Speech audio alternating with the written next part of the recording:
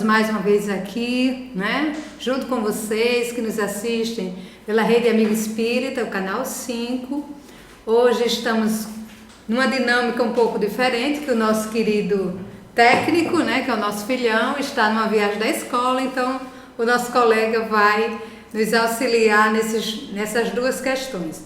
Hoje temos um tema maravilhoso, como sempre, não é? Hoje vamos estudar o livro Fonte Viva, o capítulo 16, Não Te Perturbes. Então convidamos a todos a estar conosco neste momento, juntos, né, nessa busca da compreensão e dessa força que Emmanuel já coloca no título da sua mensagem, que a gente não se perturbe. Então vamos nos fortalecer e estudarmos essa mensagem tão bonita e tão importante no momento atual das nossas vidas, para que a gente se restabeleça e continuemos na caminhada. Não é isso, Carol? Exatamente, que Emmanuel tira justamente do capítulo 7 de Romanos, versículo 10. Né? Capítulo 7, versículo 10. E o mandamento que era para a vida, achei eu que me era para a morte.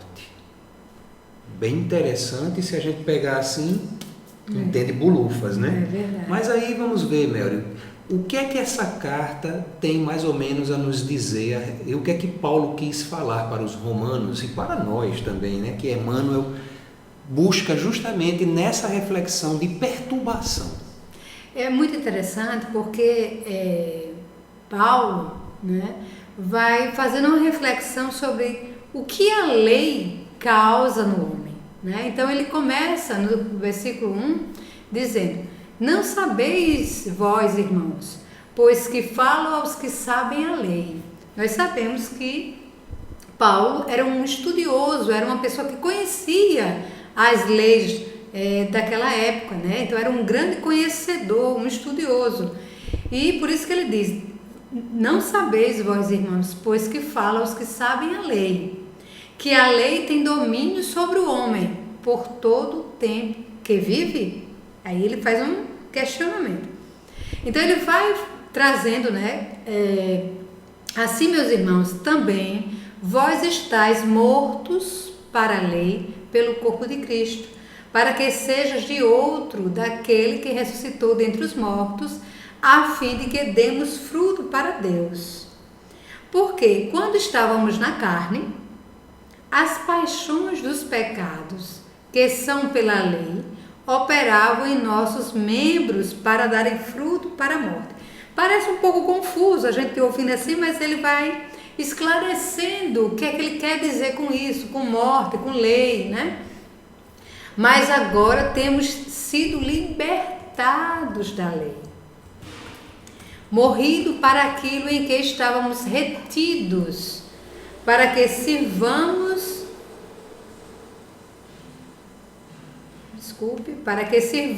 em novidade de espírito e não na velhice da letra. Veja só, ele começa aqui a trazer uma outra perspectiva, né? Que no momento em que se liberta dessas leis que amarram o homem no aqui e agora, e nessa busca que Paulo tem encontrado com Cristo, justamente de libertar-se por compreender a vida espiritual, é que ele diz isso. O que diremos, pois? É a lei pecado? Né? De modo nenhum. Mas eu não conheci pecado senão pela lei. Olha só, como assim, né? Porque eu não conhecia a concupiscência se a lei não dissesse: não cobiçarás. Então ele começa a refletir que a lei nos mostra o que nós estamos fazendo de errado. Porém, nós precisamos entender que precisamos ir além disso, não ficarmos presos no pecado, mas buscarmos nos redimir, né? Mas o pecado, tomando ocasião pelo mandamento, operou em mim toda a concupiscência, porquanto sem a lei estava morto o pecado. Se não tiver algo que nos mostre as nossas dificuldades, nas palavras de Paulo, não haveria pecado, porque nada me mostraria, não teria nada que me dissesse: olha, você está cobiçando, é pecado cobiçar a vida do outro. Você não pode... você precisa honrar o vosso pai e vossa mãe. Então, todas as leis, né, que eram tidas como base naquela época, é isso que Pedro está nos trazendo. Se não tivesse a lei para dizer, olha, isso que tu estás fazendo é pecado, né, ele não entenderia. E aí ele vai dizendo, e eu, em algum tempo, vivia sem lei, mas vindo o mandamento, reviveu o pecado e eu morri.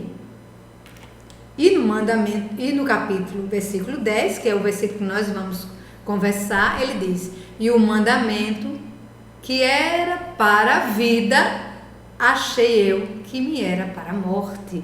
Quando o mandamento veio e disse, isso é pecado, pronto, aquilo estava acabado em mim.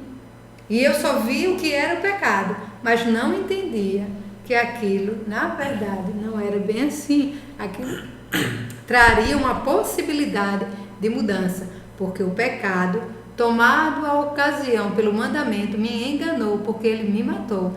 Ou seja, eu me tomei preso apenas ao pecado e não o que aquilo representaria na mudança. Por isso que Emmanuel vai nos trazer hoje, olha só o título, não te perturbes. E o que eu acho engraçado, né, que Emmanuel, ele começa fazendo várias reflexões a respeito dos processos outros que encontramos na natureza. E se nós formos voltar às nossas origens mesmo, natureza é todo o foco da criação universal de Deus. Se nós também estamos imbuídos e colocados e saímos também desse processo criativo das mãos do Criador, nas mãos de Deus, em resumo, somos também o quê? Natureza. Minha filha, eu sei que eu sou bonito, eu sei que sou lindo, maravilhoso, mas desperte, né? Desculpe. Então nós somos natureza. E olha que belo, né, os trocadilhos que Emmanuel vai falando, vai fazendo com relação aos processos naturais. Sim. Se perguntássemos ao grão de trigo que opinião alimenta acerca do moinho, naturalmente responderia que dentro dele encontra a casa de tortura, em que se aflige e sofre. No entanto, é de lá que ele se ausenta aprimorado para a glória do pão na subsistência do mundo.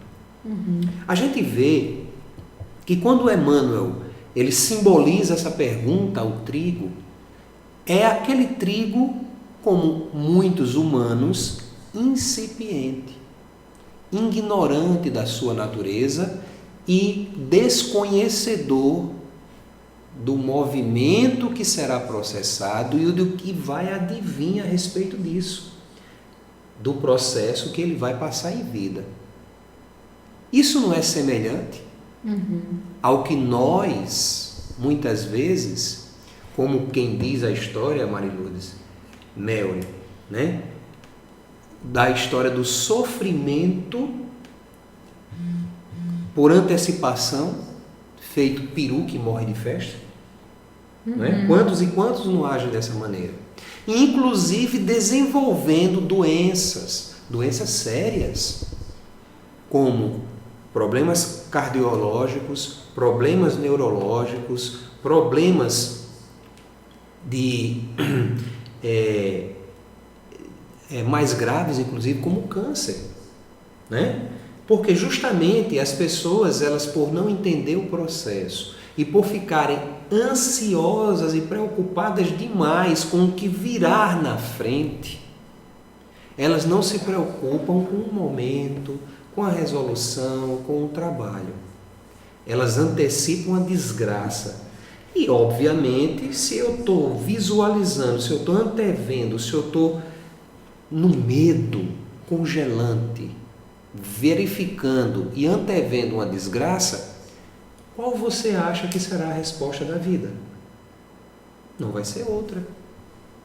E mesmo assim a gente vê que a vida é tão generosa que em muitas circunstâncias vem, né, o avisozinho daqui, o avisozinho da acolá, o levanta ânimo de outro canto, de onde às vezes a gente nem imagina, mas as pessoas estão tão fechadas naquela ignorância, naquele processo, né, de adoecimento mesmo, de não verificar nada de bom em nada. E lembrando dessa frase final agora, sem verificar nada de bom em nada, é um pessimismo generalizado, que muitas vezes a pessoa está com saúde, está em plenitude, está até gozando de boa posição social, até está tendo suas coisas, desenvolvendo, mas na primeira dificuldade, no primeiro empecilho, numa notícia, ou notícias, famigeradas notícias, né, Mariluz?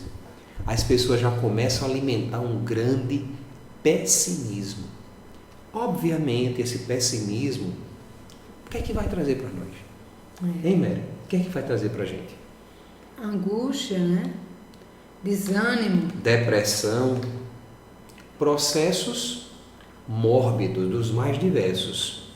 Isso. E aí, olha o que Emmanuel diz com relação à madeira, né? No capítulo seguinte. Se indagássemos, se perguntássemos para a madeira com respeito ao serrote, informaria que nele identifica o algoz de todos os momentos, a de lacerar-lhes as entranhas, todavia, sob o patrocínio do suposto verdugo, faz-se delicada e útil para servir em atividades sempre mais nobres. Né? Aqui é a história das perseguições, né? Do não querer enfrentar muitas vezes as responsabilidades no dia a dia. Sim. E por essa dificuldade, muitas vezes, surgem oportunidades e as pessoas deixam de ir além porque tem medo, porque não querem mudar. Tem aquela insegurança íntima de que não são capazes, quando na verdade são muito capazes. E infelizmente terminam a trajetória de vida inteira sem sair do canto. Ou sem aquele brilho que seria o seu lugar, na verdade. Não o brilho do destaque. Eu não estou falando desse brilho do destaque. Mas o brilho na vida, de filho de Deus, né? De ser que aqui está com um propósito divino. Porque o propósito da nossa existência, da nossa vinda aqui, é sempre divino, é sempre maravilhoso. Isso. Não é isso mesmo? Então, Joana de Ângeles, num texto falando sobre a dor e a bênção, né? Ela diz que ninguém passa na Terra sem experimentar o arguilhão do sofrimento. Ninguém aqui. Por mais evoluído que esse ser seja, ele vai passar por experiências que possam trazer sofrimento físico, emocional, de alguma ordem, né? De uma ou de outra forma, a vida física é uma experiência educativa com objetivos definidos. Quais os de auxiliar, qual é esses objetivos definidos?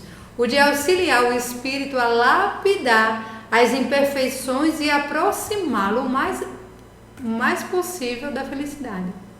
Então, lapidar as nossas imperfeições é justamente isso que Emmanuel coloca nesses exemplos, né? Onde o que é aparentemente dor vai trazer algo de benefício para muitos, né?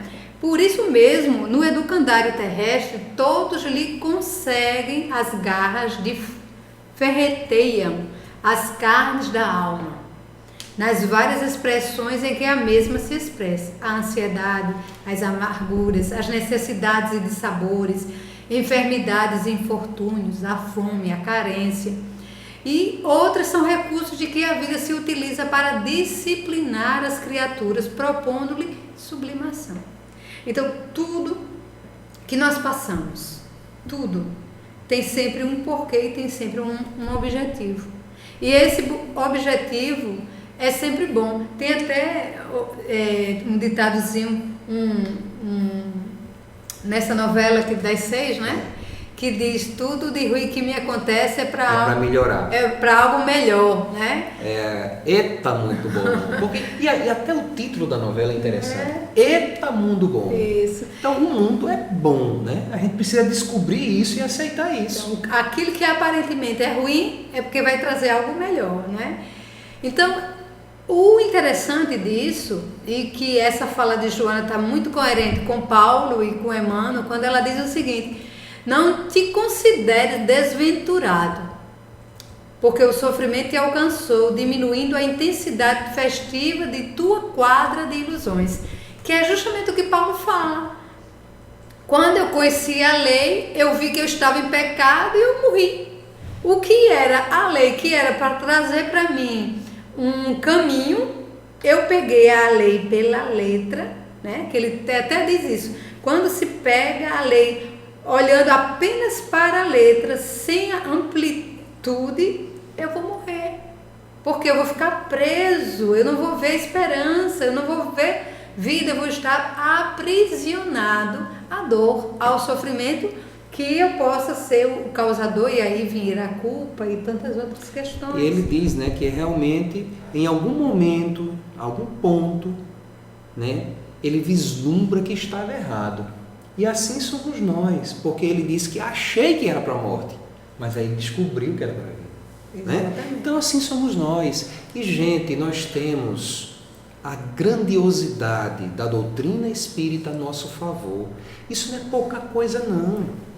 Isso é uma perspectiva gigantesca para o sucesso, para o entendimento, para crescermos, quanto muitos e muitos outros irmãos ou se negam ou ainda não tiveram de fato a oportunidade firme, concreta, como nós estamos tendo, de conhecê-la. A doutrina, ela nos dá essa fonte, ela nos traz essa alegria, discussões como essas, né? Que nos abrem a mente para que a nossa energia, para que o nosso propósito seja religado, porque não existe outra perspectiva. Quando a gente pensa que tudo está perdido, quando a gente se entrega ao caminho do sofrimento, da dor, da desesperança, é porque a gente se desconectou de Deus, é porque a gente perdeu o foco com a nossa pura realidade, que é uma realidade divina.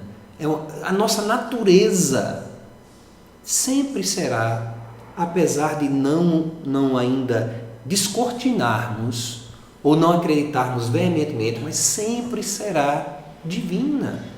E o divino, ele sempre encanta, ele sempre processa, ele sempre avança, ele sempre enche a perspectiva do mundo.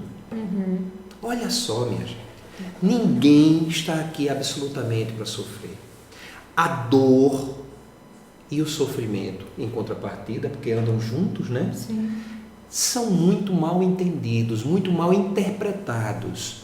Infelizmente, são direcionados por focos que muitas vezes há uma intensificação de processo que não deveria, sob hipótese alguma, acontecer. Justamente por nos mantermos nessa carapaça, né? Nesse isolamento do conceito internalizado, vivificado, esclarecido, que tão docemente, que tão alegremente a doutrina espírita nos traz, sendo ela a conceituação da verdade, né? Que aí a pessoa, encontrando, a gente vê uma perspectiva diferente. A gente encontra um caminhar de propósito, porque Deus é amor e misericórdia. E a gente aprende com Cristo que o perdão é o caminho para todas digamos assim, as planificações.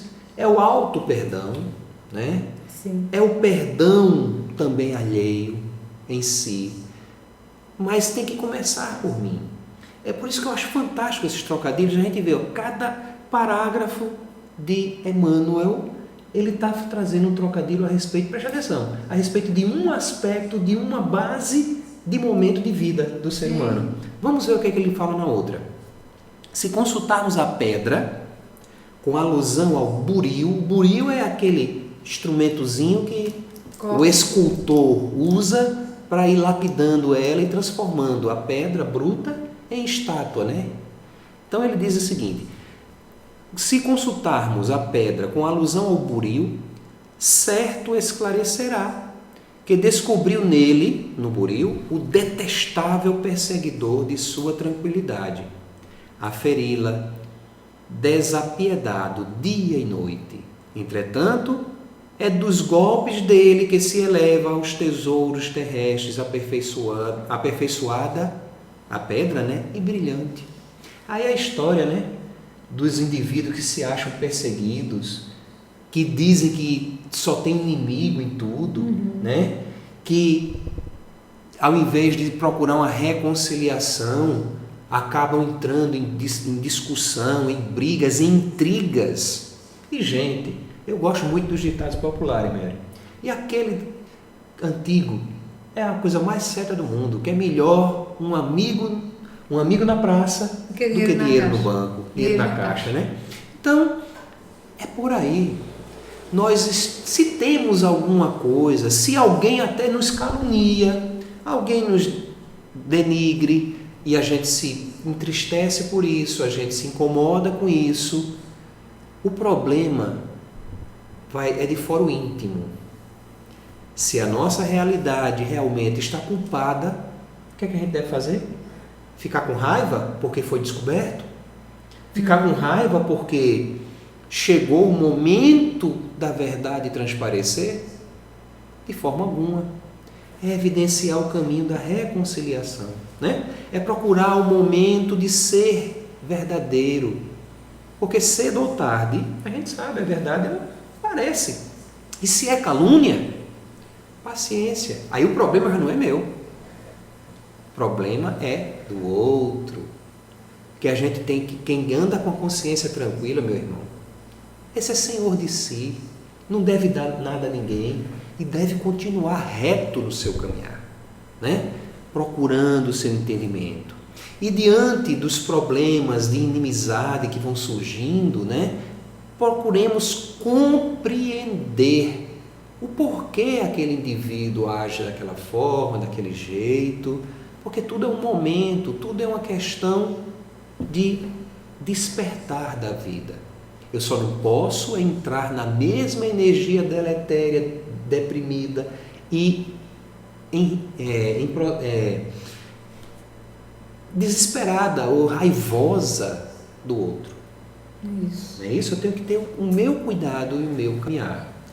Queiroz, nós temos, né, eu acho que a maioria de nós espíritas conhecemos esse livro fantástico, né, que fala de Leon Denis, que fala o problema do ser, do destino e da dor, né, e ele traz num dos primeiros capítulos do livro, intitulado Os Poderes da Alma, que ele diz o seguinte, que o estudo, né, que ele faz esse estudo do ser, que é o primeiro ponto do livro, nos deixou entrever a poderosa rede de forças, de energias escondidas em nós. Mostrou-nos que todo o nosso futuro, em seu desenvolvimento ilimitado, né, seu desenvolvimento ilimitado, lá está contido em germe. As causas da felicidade não se encontram em lugares determinados do espaço, está em nós, nas profundezas misteriosas da alma. Nós sempre vamos buscando a nossa felicidade muito longe de nós, no externo, nas coisas externas. E quando a dificuldade ou o problema nos aparece, nós já nos achamos infelizes, infortunados, né? Aí ele diz o seguinte, que todas as doutrinas confirmam essa grande afirmação, não é? Então o próprio Cristo nos disse, o reino dos céus está dentro de vós. O mesmo pensamento é expresso sob uma outra forma nos Vedas. Trazem em ti um amigo sublime que não conheces. A sabedoria persa não é menos afirmativa e diz, viveis no meio de armazéns cheios de riqueza e morrer de fome à porta. Né? Então, todos os grandes ensinamentos concordam sobre este ponto. É na vida interior, no desabrochar de nossas potências, de nossas faculdades, de nossas virtudes, que está a fonte da felicidade futura. Então, se nesse momento a vida está passando, né, como ele coloca esses exemplos de natureza, como o grão, né, que precisa ser, de certa forma, passar não por ter medo do processo, né? Exatamente. Não do sofrimento, do que está encontrando, né? Exatamente. Então, e aí ele coloca o quê? A madeira, né? Que não precisa ver tudo um algoz, um inimigo, porque às vezes a gente vê em tudo, né, Queiroz? Um inimigo. Então a gente começa, quando não é o inimigo aqui, a gente começa a trazer os inimigos espirituais. Porque eu sou, estou obsediado, os espíritos não me deixam em paz, mas em momento nenhum... E sempre a culpa é do coitado do, né, obsessor, mas a gente não sabe onde é que está esse obsessor, né? Se encarnado ou desencarnado, se é na própria pessoa ou no outro. Então aquele sofrimento aparente, né, que parece ser o fim do mundo, muitas vezes não, sempre vai nos trazer uma grande descoberta. Então, poder ver. Então, Leon Denis diz o seguinte: olha atentamente para o interior de nós mesmos, fechemos os nossos entendimentos às coisas externas, depois havemos habituado o nosso sentido de psíquicos, e aí nós vamos trazer com mais clareza aquilo que era escuro, né? Vamos clarear a obscuridade e ao silêncio, veremos surgir luzes inesperadas, ouviremos vozes fortificantes e consoladoras. E aí, quando eu peguei isso aqui para trazer para nosso trabalho hoje, eu estava lembrando do filme que nós assistimos esse final de semana. A Presença. A Presença. Recomendo a todos, viu? Então, que fala desse contexto espiritual, das nossas dificuldades, porque havia ali um contexto interno de dificuldade na vida daqueles personagens, e aquilo de certa forma atraiu seres espirituais que de certa forma estavam conduzindo os pensamentos e as emoções de formas equivocadas. Porém, a gente até questionou, mas rapaz, não tem uma ajudinha espiritual? E depois a gente foi vendo como a espiritualidade trabalha no silêncio, trabalha nas pequenas coisas. Então, vai passar spoiler não, viu? Não vou não. Quando no fechamento da questão, que a gente achava que vamos dizer assim, o sofrimento é que ia de certa forma estava mais forte, foi que a questão espiritual foi se mostrando. E aí quando que é justamente isso, Queiroz, olha só, quando nós vemos surgir no silêncio, vemos surgir as luzes inesperadas e ouviremos vozes fortificantes e consoladoras. Mas há poucos homens que sabem ler em si e explorar essas jazidas onde tesouros inestimáveis. Onde dormem tesouros inestimáveis.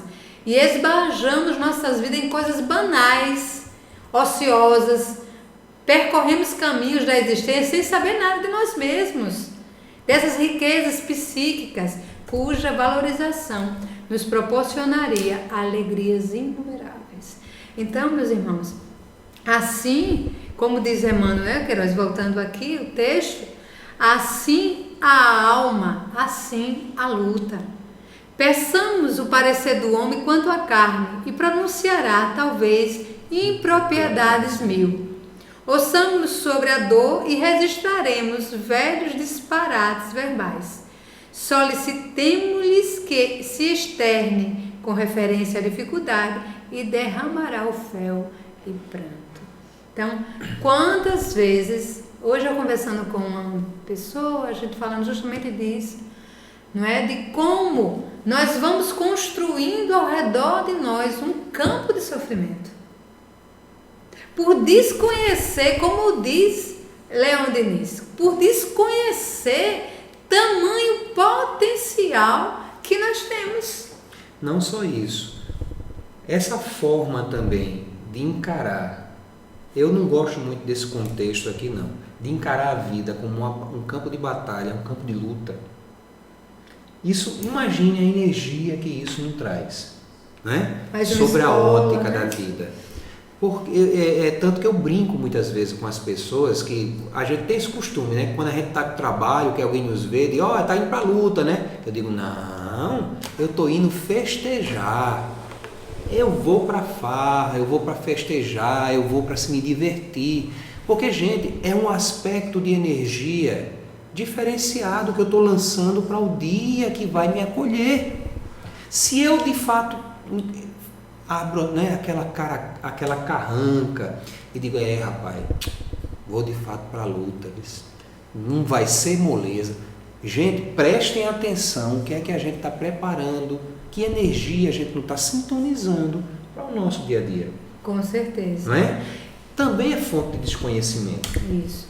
E é justamente isso que Leon Denis diz aqui, olha só, que é uma coisa muito interessante.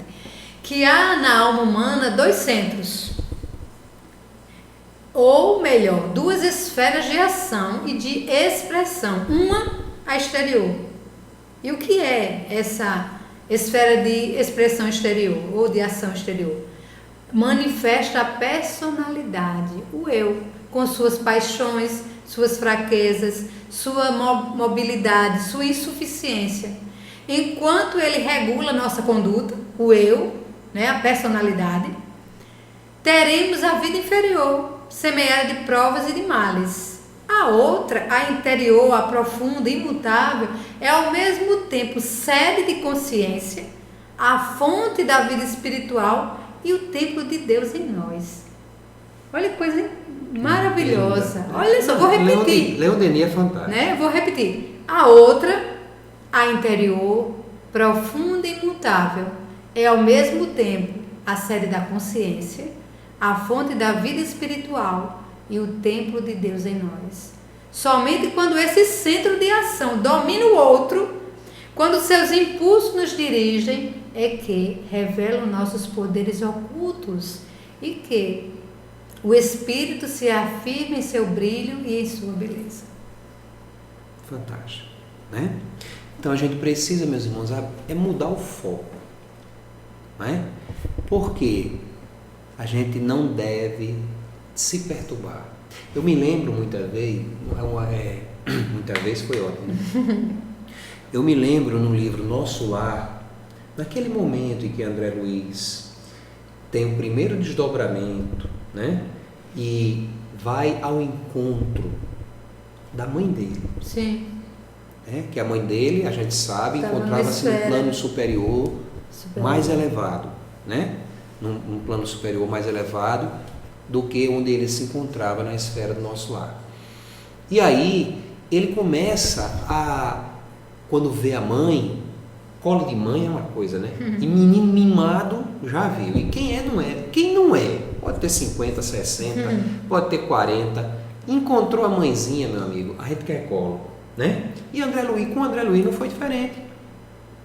Ele começou a entrar naquela energia, né, de menino mesmo, que está aflito, né, e que está desesperado, e começou a verbalizar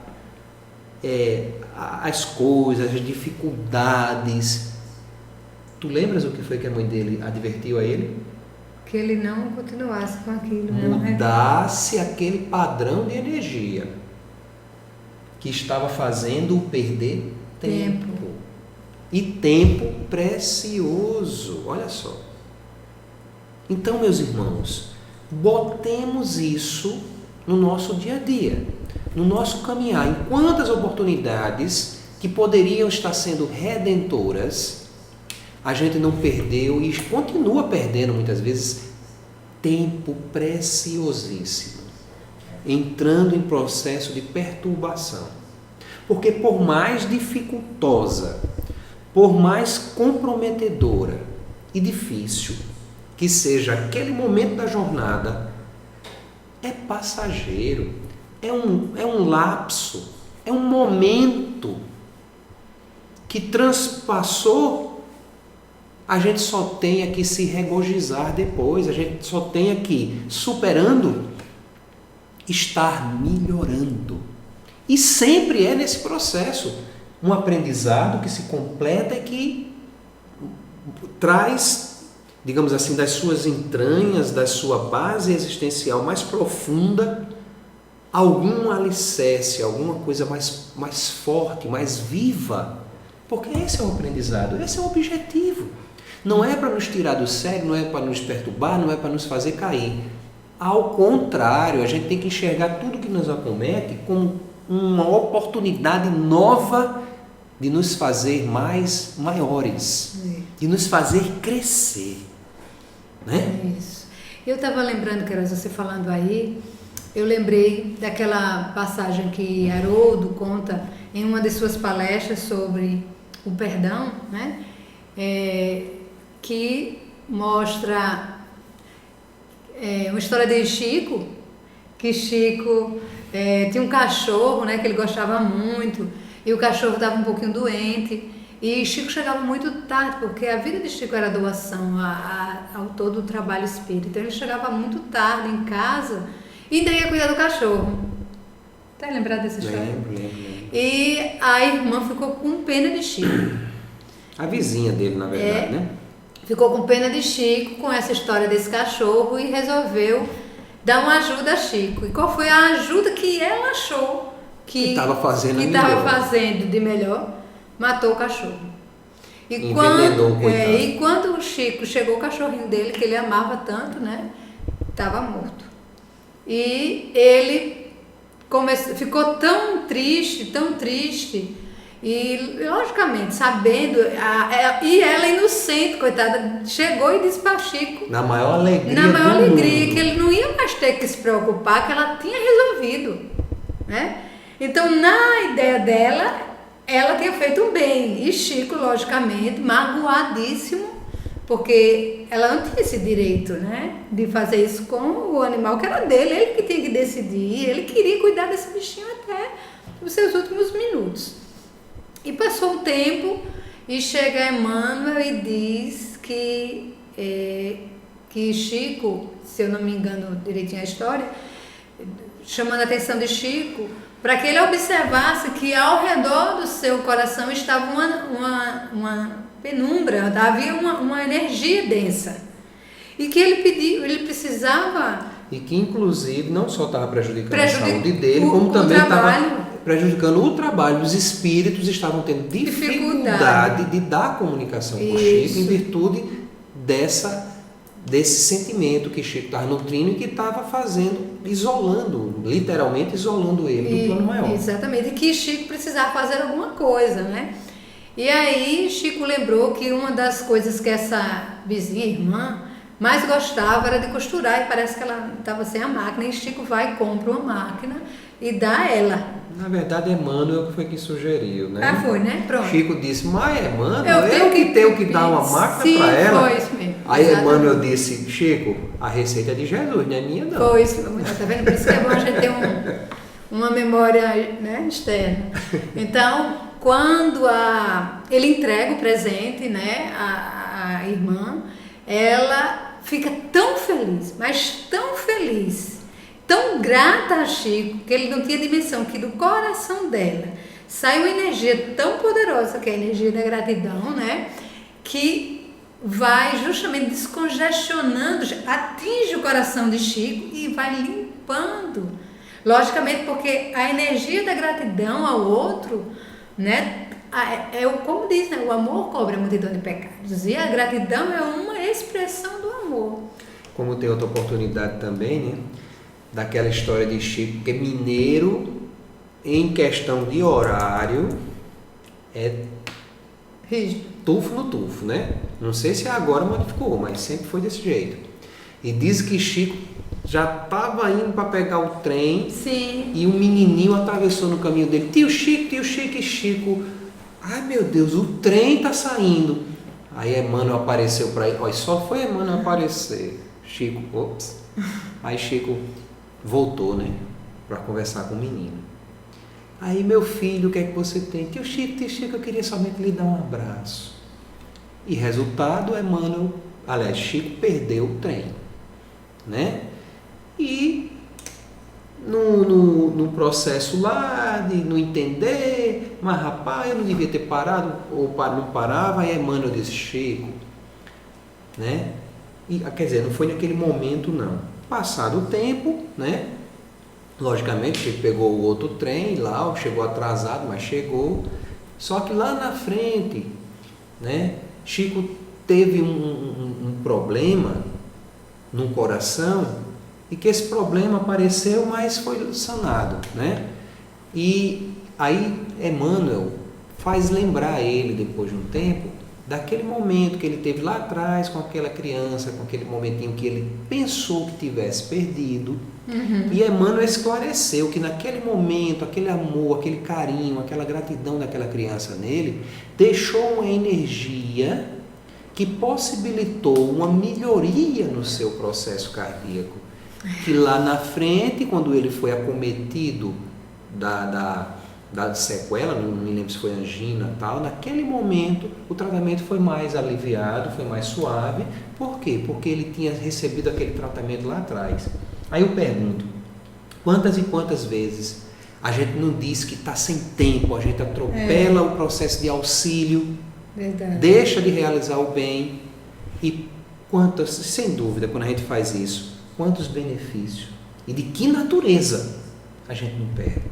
Porque muitas vezes, meus irmãos, esse atropelo, esse atraso que nos surge na trajetória, é a mão de Deus, muitas vezes, nos trazendo de uma forminha sutil, como Maria Lourdes lembrou, né? Que o processo da espiritualidade sempre será sutil, para nos auxiliar, para nos beneficiar, para nos curar até, para nos fazer refletir ou deixar de passar por outras dificuldades maiores. Então, atenção, né? Orar e vigiar sempre. Foi o que Jesus passou, né? Porque aquele que é desatento, como Emmanuel diz aqui, ele pode até, né, pronunciar impropriedades 1000.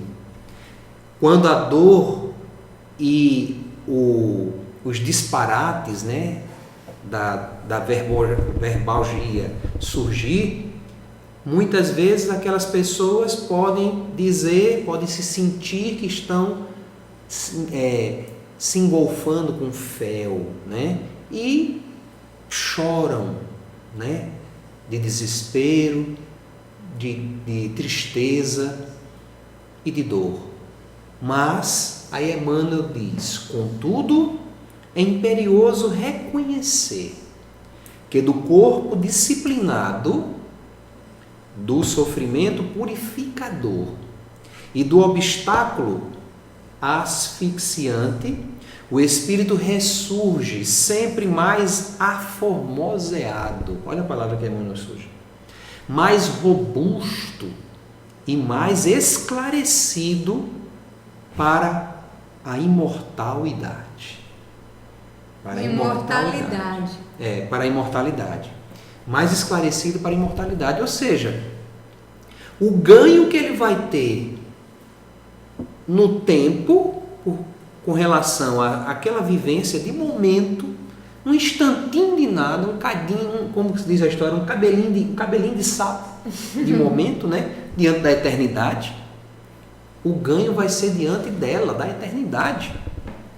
Então, aí eu pergunto, vale ou não vale a pena agir com fé, com resignação, com coragem na superação dos sofrimentos, das dores, das impropriedades, né?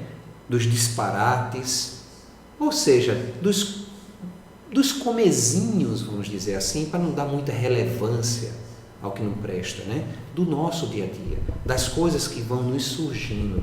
Não só estaremos, sem dúvida, resgatando as nossas improbidades do pretérito, como também alicerçando, como Emmanuel diz, formosura, força e esclarecimento para a imortalidade.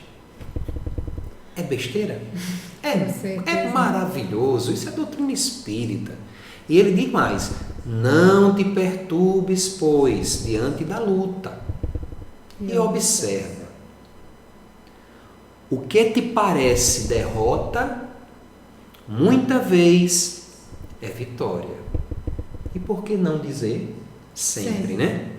E o que te se afigura em favor de tua morte é contribuição para o teu engrandecimento na vida eterna. Fantástico, né? Então, meus irmãos, eu vou me despedir de vocês por aqui, muito feliz, muito alegre com essa maravilha que Emmanuel nos trouxe a reflexão de hoje a respeito de tudo que nos acomete na vida, de tudo que